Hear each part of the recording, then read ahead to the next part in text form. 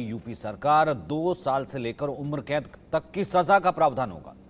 1 करोड़ रुपए तक का जुर्माना लगाने का प्रावधान इसमें रखा गया है। पेपर लीक पर योगी कैबिनेट में बड़ा फैसला सामने आया है। आजीवन कारावास, 1 करोड़ तक जुर्माना, पेपर लीक के खिलाफ योगी सरकार का बड़ा कदम। अध्यादेश लाएगी, फिर वो कानून बनेगा। कैबिनेट में फैसला हो गया है। पुलिस भर्ती परीक्षा जिस तरह से लीक हुई थी और उसके बाद से योगी सरकार सख्त है। पेपर लीक पर अध्यादेश लाएगी यूपी सरकार। 2 साल से उम्र कैद तक की सजा और जुर्माना 1 करोड़ तक जा सकता है।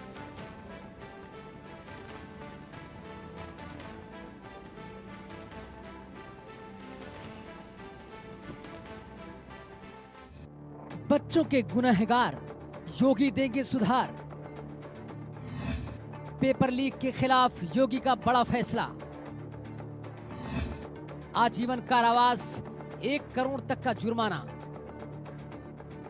अब यूपी में पेपर लीक करने वालों की खैर नहीं, क्योंकि सूबे के मुखिया योगी आदित्यनाथ कैबिनेट ने पेपर लीक मामले को लेकर एक ऐसा फैसला लिया है जिसके बाद पेपर लीक करने वालों के पैरों तले जमीन खिसक जाएगी। अब पेपर लीक में दोषी पाए जाने पर 2 साल से लेकर आजीवन कारावास की सजा दी जाएगी और 1 करोड़ रुपए का जुर्माना लगाया जाएगा। कैबिनेट बैठक में योगी सरकार ने उत्तर प्रदेश सार्वजनिक परीक्षा अध्यादेश 2024 लाने को मंजूरी दे दी है। इस अध्यादेश में पेपर लीक को लेकर सख्त नियम बनाए गए हैं। अनुचित साधनों की रोकथाम अध्यादेश 2024 नाम दिया गया। अध्यादेश सार्वजनिक परीक्षाओं में अनुचित साधनों को रोकेगा। पेपर लीक को रोकने सॉल्वर गिरोह पर प्रतिबंध लगाएगा। ये कानून कहां-कहां लागू होगा, ये भी हम आपको बताते हैं।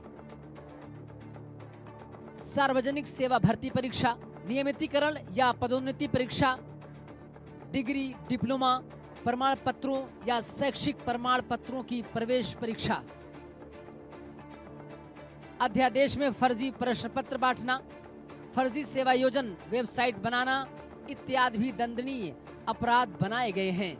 जमानत के संबंध में कठोर प्रावधान अध्यादेश में भी ये भी कहा गया है कि यदि परीक्षा प्रभावित होती है तो उस पर आने वाले वित्तीय भार को सॉल्वर गिरोह से वसूलने और परीक्षा में गड़बड़ी करने वाली कंपनियां और सेवा प्रदाताओं को सदैव के लिए ब्लैक लिस्ट करने का प्रावधान किया गया है।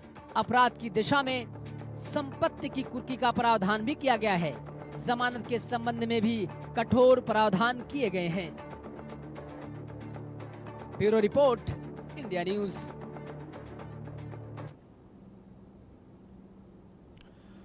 तो क्या पेपर लीक होना रुक पाएगा? अब तो सीबीआई जांच कर रही है, टेक ओवर जगह जगह जा रही है, गिरफ्तार करेगी आरोपियों को। सीबीआई की जांच हालांकि लंबी चलती है। सीबीआई में अब जैसे आज हमने देखा कि संसद में भी नीट की गूंज थी। एक एक करके सभी कह रहे थे सीबीआई रिमांड में लेंगी आरोपियों को। लेकिन इस बीच 8 तारीख बेहद अहम है। 8 बेहद अहम है क्योंकि 8 तारीख को कोर्ट की तरफ से क्या फैसला आएगा। जावेद हमारे साथ है। जावेद, सीबीआई एक एक करके हैंडओवर ले रही है, तेजी है, लेकिन ऐसे में छात्र अब भी संतुष्ट नहीं है। वो कह रहे रीनीट।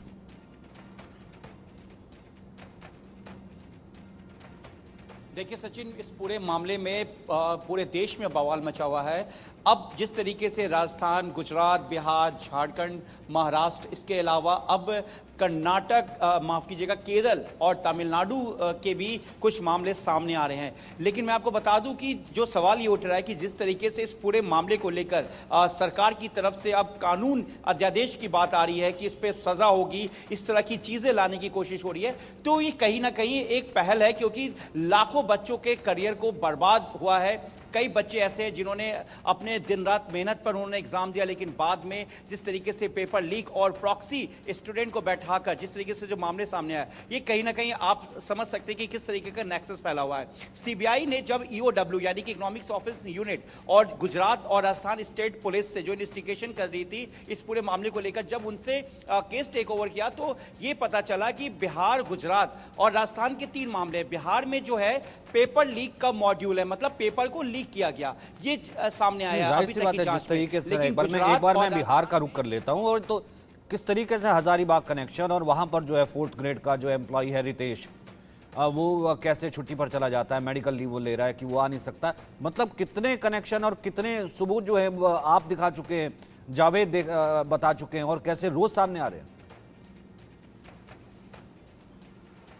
अब बिल्कुल देखिए कि सबूत तो इतने सारे हैं कि सारी चीजें अब बेनकाब हो चुकी हैं। अब संजीव की बात करते हैं, काफी शातिर है, उसे पता है कि वो कौन सा काम कर रहा है, लिहाजा वो सारी चीजों को दुरुस्त रखता है। देखिए कि किस तरीके से कोरेसिव उसने ऑर्डर ले लिया था ताकि उससे ईओयू की टीम ना पूछताछ कर सके, पुलिस उस तक ना पहुंच सके, लेकिन सीबीआई भी काफी फूंक फूंक कर कदम रख रही है। और देखिए कि आज अपडेट यह है कि जिन 6 लोगों की गिरफ्तारी हुई थी झारखंड के देवघर से, उनमें 2 लोगों की रिमांड सीबीआई को मिल गई है। यह सीबीआई की पहली जीत है। और इन लोगों से, जो हमारे सोर्सेज हैं, उनका साफ तौर पे कहना है कि इन लोगों से सीबीआई को काफी अहम जानकारी मिल सकती है और इस जानकारी से वो आगे की लीड बना सकती है।